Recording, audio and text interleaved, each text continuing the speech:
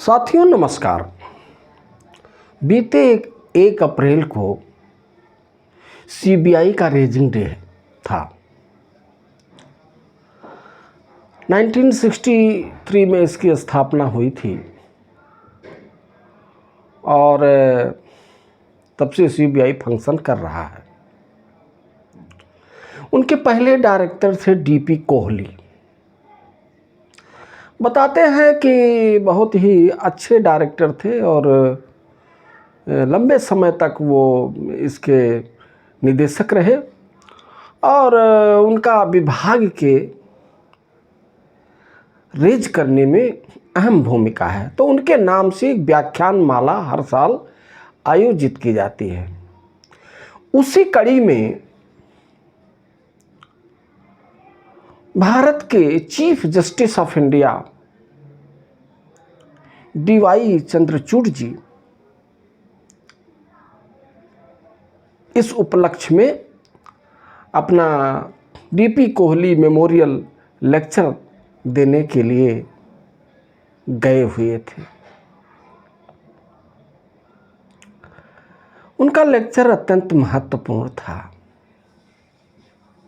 अंग्रेजी में उनका लेक्चर था जिसमें वो अपने ओपनिंग रिमार्क में कहते हैं कि पिक योर बैटल्स, अपने लड़ाई का चुनाव आप करें। मतलब क्या है? इसका मतलब ये है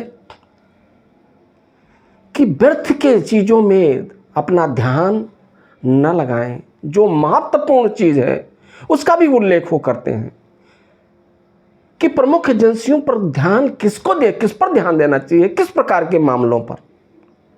वो कहते हैं ऐसे मामले जो देश की सुरक्षा से जुड़ा हुआ हो, ऐसे मामले जो देश की वित्तीय स्थिति को प्रभावित करती हो, उस पर प्रमुख एजेंसियों को ध्यान देना चाहिए। ऐसा नहीं कि किसी भी प्रकार के मामलों पर जो है उसको लगा दिया जाए, इससे उसकी गरिमा और महत्ता में कमी आती है। अच्छा, दूसरी बात उन्होंने कहा, जो भी वर्तमान निदेशक हैं उनके हवाले से उन्होंने कहा है, उन्होंने कहा कि सीबीआई में मैन पावर की क्रंच है, सीमित जनशक्ति है और जो है भी उसमें ज़्यादातर लोग डिप्यूटेशन पर आए हुए हैं। तो जब वो एक तुलनात्मक अध्ययन करते हैं कि जो पेंडिंग है केसेस की और जो उनकी मौजूदा मैन पावर है, तो उसमें कुछ विशेष तालमेल नज़र नहीं आता है। उन्होंने आगे बात कही कि हमें ड्यू प्रोसेस पर ध्यान देना है। वो प्रोसेस जो नियमों कानूनों में लेड आउट हो। हमें अनावश्यक जब्ती से बचना चाहिए और रेड डालते समय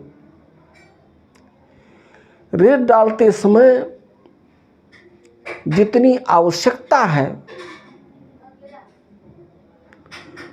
रेड के लिए जितनी आवश्यकता है और इंडिविजुअल के प्राइवेसी के राइट्स के बीच में एक बैलेंस कायम रखना चाहिए।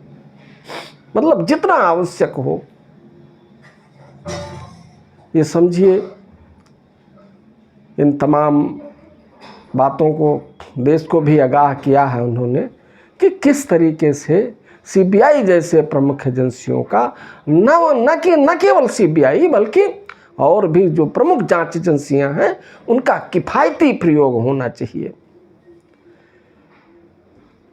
एक अपील के साथ कि ये मेरा चैनल नया है, इस पर लाइक करें, कमेंट करें, शेयर करें और सब्सक्राइब करें के साथ मैं अपनी वाणी को विराम देता हूँ। नमस्कार।